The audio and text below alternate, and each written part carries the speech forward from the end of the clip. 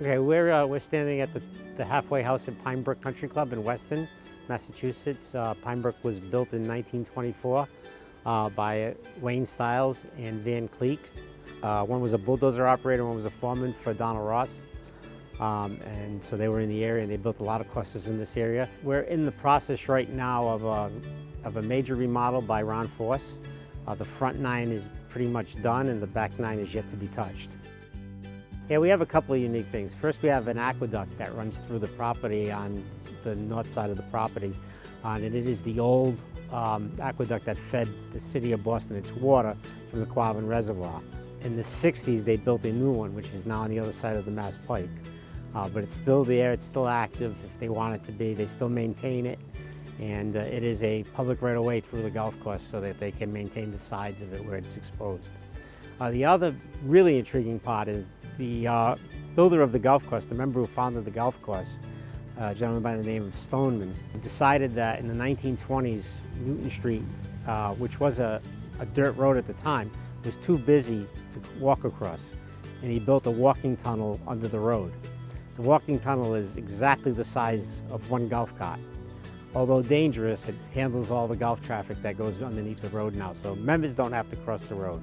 The greens are a mix. They were originally seeded to South German bent, which was a potpourri of grasses. They are still that potpourri, which they have they're probably more POA than they are anything right now. And we seed them with a variety of grasses to keep that mottled look.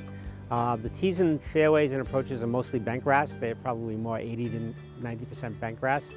And we use Crystal BlueLinks to overseed on the tees aggressively, and we do it even on the fairways on perimeters.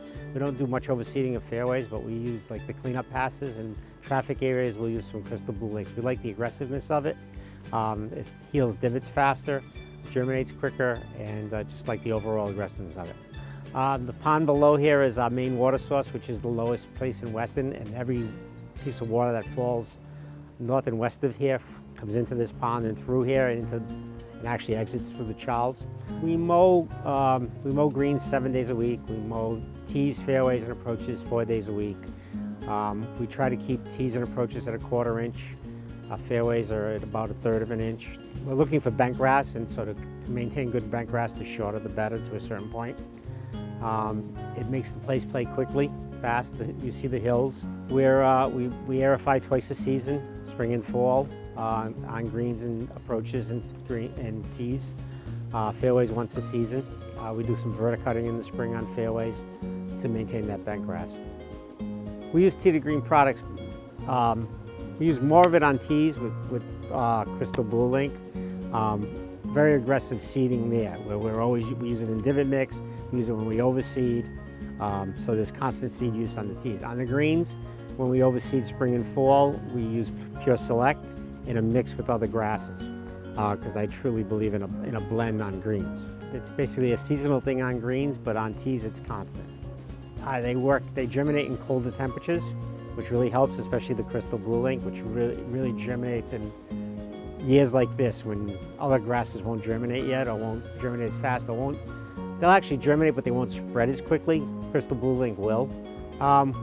This year has been very cold for the most part. I want to say we're, at least 2 to 3 weeks behind growing schedule. So it's been a tougher spring we were very fortunate we didn't have any damage. So it's just been getting the grass to perform when it's not growing regularly. But it's all there, I would just try all varieties, because some varieties are going to grow in different areas. Mother Nature's funny that way. Every green, every environment, every tee is a different ecosystem, and some grasses won't adapt and some will. So Tee-2-Green has a lot of different varieties. I try them all.